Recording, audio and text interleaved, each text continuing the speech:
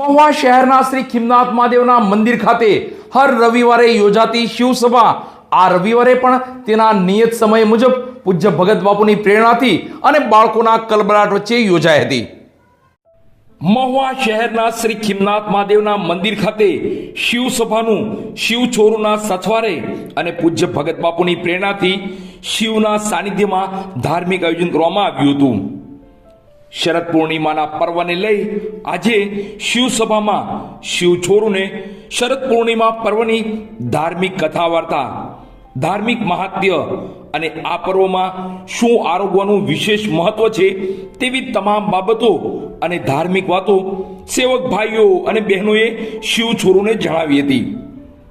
હર શિવસભામાં નિમિત્ત માત્ર મનોરથી દ્વારા પ્રસાદીની સુંદર વ્યવસ્થા કરાતી હોય છે, ત્યારે આજની શિવસભામાં નિમિત્ત માત્ર મનોરથી દક્ષાબેન નવીનચંદ્ર હસ્તે અશોક ગોર રહ્યા હતા, તો કીર્તનના પુણ્ય સ્મરણાર્થે કૃષ્ણાબેન ભાવેશભાઈ મોઠિયા દ્વારા શિવ છોરુ માટે મન ભાવન પ્રસાદીની સુંદર વ્યવસ્થા કરવામાં આવી હતી। તો શિવસભામાં પ્રસાદીના મનોરથીનું સ્વાગત કરી સન્માન કરવામાં આવ્યું હતું।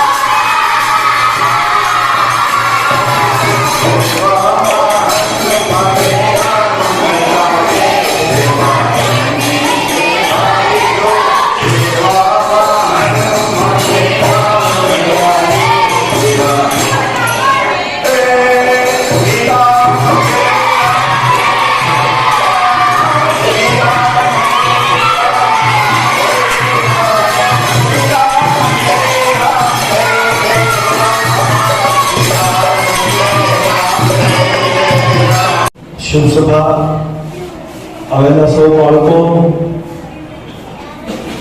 પરીક્ષા નજીક આવે છે, લગભગ કાલે શરૂ થાય છે, આવતીકાલે પરીક્ષા શરૂ થાય છે। વહી ગઈ પરીક્ષા, ઘણાને વહી ગઈ છે, ઘણાને આવે છે, વહી ગઈ છે એના માટે બાકી છે એના માટે હૃદયની ખૂબ ખૂબ શુભકામનાઓ, બેસ્ટ ઓફ લક। તમે સારું રીતે ભણીને જાઓ અને સારા ટકાવારી લઈને આવો એવી ખીમનાથ દાદાને પ્રાર્થના કરું। વિશેષ આવતો રવિવાર હજી આપણી શિવસભા ચાલુ રહેશે. એ પછીનો રવિવાર એ દિવાળીના પ્રસંગો છે. દિવાળીના પ્રસંગોની હિસાબે આવતા રવિવારે તો તમારી બધાને હજી આવવાનું છે, પણ પછી દિવાળીને બેસતું વર્ષ છે ત્યારે રજા રાખેલી છે. એક શિવસભાનો રવિવાર કે આપણે દિવાળીના ફટાકડા એન્જોય આદિ કરવાનું. એટલે આપણી શિવસભામાં બધા દીકરા દીકરીઓ ખાસ આવવાનું છે અને મોટી સંખ્યામાં બધા આવજો. આજનો પ્રસાદ અમારા માટે અમારા ખીમનાથ મંદિરના જે ગોરદાદા છે, અમારા ખીમનાથ મંદિરની જે પૂજા વિધિ કરાવે છે, એમના તરફથી આજનો પ્રસાદ દાબેલીનો રાખ્યો છે. એના માટે જોરદાર છે. બીજું દક્ષાબેન નવીનચંદ્ર ભટ્ટ હસ્તે અશોકભાઈ ભટ્ટ પરિવાર તરફથી આજનો પ્રસાદ આપવામાં આવશે. તો બધાએ ખાસ લાઈન પર પ્રસાદ લેવાનો છે. દીકરાઓ પહેલા તમારે લાઈનમાં જવાનું, પછી દીકરીઓ જશે. બીજું દાબેલીની સાથે વધારાનો પ્રસાદ તમને પેકિંગમાં આપવામાં આવે છે. વચ્ચે તમને આપો તો પણ આપણે જમવાનું આયોજન રાખ્યું હતું, ન પહોંચી શકી તો બાકી રહી ગયું છે.